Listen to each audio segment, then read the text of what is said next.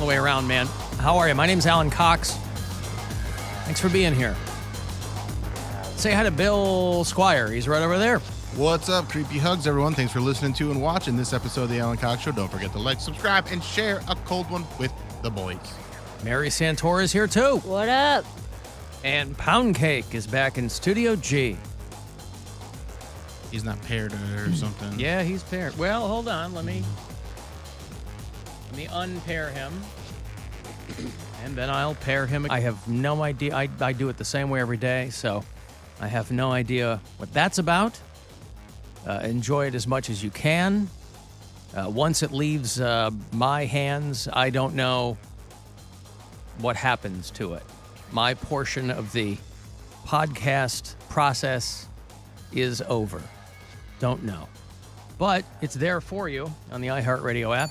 And listen, in whatever order it comes, you know, there's this show on Netflix called Kaleidoscope. I don't know if anybody else is watching this. I've watched most of it. I need to watch like one more episode, or I think 2 episodes.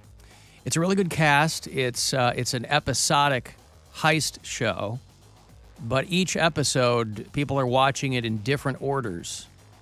Each episode is named after a color. And so if you've seen, for as interesting as it seems to be and for as much work as clearly they put into getting people to talk about the show, I don't see a lot of people talking about it. I don't know if it's had the effect they wanted it to have. So me and my girlfriend... I think they thought that people were going to be writing articles about, like, watch it in this order, and it's, you know. So my girlfriend and I had the idea to watch it in different orders and see what we thought. And I think both of the consensus was... it's not that good of a show. Doesn't matter what order it's in. Right. Gus Fring is not in his element in that role. Oh, you don't like him in that? I just don't think it's his, like, when he's playing the buttoned up Gus Fring type role, he's much scarier. In this one, he's a little looser and trying to be cool in ways, and it just...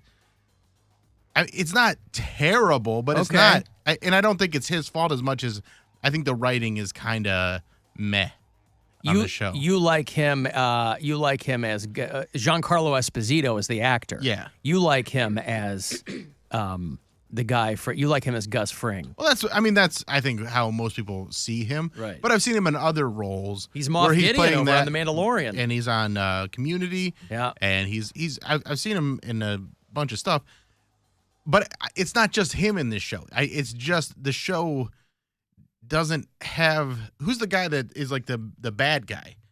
Because he's got scenes where he's like real like business oriented because he kind of changed his persona, but then they show him being like the cool, suave sales guy. Rufus Sewell. Yeah, and he sucks at that too. Like those scenes are not good.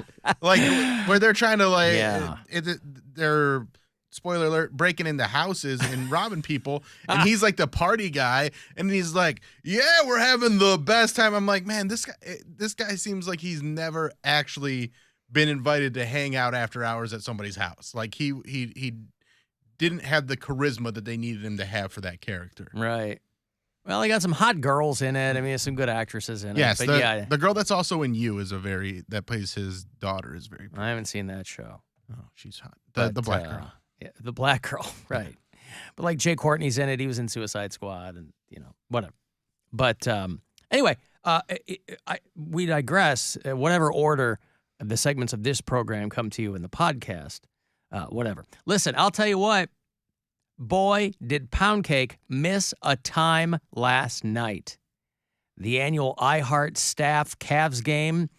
You know, people go to a Cavs game and they go, hey, man, it's time to raise the roof.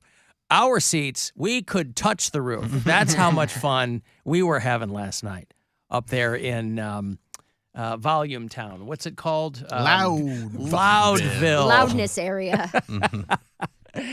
And of course, then we went down and had some drinks. You know, went down to the Bud Lounge. There you go, by the bar. The Muckety Mucks had the card out, so it's like, all right, let's put some, you know, let's get a bonus's worth of alcohol out of this. Beeline down there. Once we heard that, but it was fun. It was a good time. Yeah, I had a good time. I left at halftime. I just kind of ghosted. Mary left a little bit before that, so I would like to bestow Alan with the Good Time Champ crown. Good job. I hung out. I Captain did. Fun. I was Captain Fun Captain showed up. Fun. Yeah, I was there. No, I ate my hot dogs, plural. Mhm. I played my 50-50, and I was like, I'll stay till halftime. And then I made it about 3 minutes into the second quarter, and I was like, I gotta go. It's time for me to Are go hot home. dogs where you were eating? We were up in the seats. Yeah. Yes. You were eating hot dogs. 2 hot dogs. Gotcha. Yes. And some fries. Gesundheit. Hot dogs and French fries. Yes. So when you got there, you made a beeline for the The food. first thing yeah. Bill and I did was Was go get get hot hot dogs. dogs. Gotcha. Yeah. And then walk up. Okay. Yeah. We got hot dogs. I had a few drinks. I didn't eat anything. I had a couple hot dogs, and I had 2 drinks and hung out with some of the people that don't come in that often. Mm-hmm. So there's some remote workers that, like Melanie Kramer, like I haven't talked to her in I don't know how long. So we talked for probably 20 minutes. And then I think the highlight of the night for me was when one guy walked by that kind of looks like one of our salespeople. And I was like, what's up, man? And he's like, hey, you want to hit this? And I was like, sure. And I took a hit off his pen, and he goes, do I know you? And I was like, no, I thought you were somebody else. And he's like, cool. He fist bumps me and walks away. Who did you think he was? Patrick over here. Oh, Newt Patrick. Newt Newt Patrick, Patrick. yeah. Yeah. But it wasn't him. It wasn't him. But New Patrick was standing right behind him. Right. And I was like, oh, if I had just but he like kind of made eye contact with me, like, because I saw his pen. I think he thought like I was just. I thought that was somebody maybe you knew from comedy or something, or a fan. No, just. But also, I was like, I'm Bill's making talking friends. to a Yeah. rando. Yeah. But our Patrick wouldn't have had a pen for you to hit. I don't know him that well. Well, I don't know New Patrick. you said he was standing right behind this other guy. You're Well, like, dude, turn around. Does that guy look exactly like you? No, or he doesn't not? look exactly. They didn't really look like each other at all. Oh, Other than having red hair and being kind of the same build. okay. So he was walking by, and I just made my decision to engage him way too quickly. Yeah. Well, the highlight of the evening, my evening was front loaded because the highlight of the evening for me was before the game even started when Bill Squire screamed out, stream the games on iHeartRadio. After the national anthem. Yeah. After the national they got to get anthem. that plug in, and if I don't say it, who else is going to say it? That's right.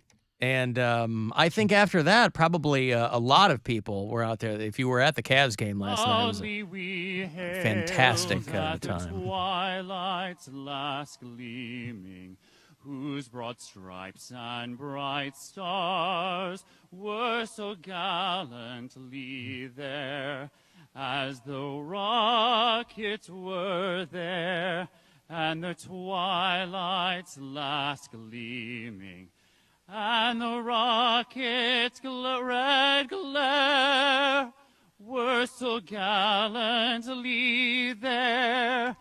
Burst stripes were all there, and the rockets were there. Everyone was there. That's right before they played Houston. I got to take a break. I'll have another $1,000 for you. I want to listen for those keywords because they come pretty fast and furious, about 30 past the hour. Each one of them a chance for you to put $1,000 in your pocket. So next one's coming at 2:30. 35192. I want to send me a text for anything, and we'll be back. This is the Alan Cox Show. Everywhere on our free iHeartRadio app or whatever smart device you have. Just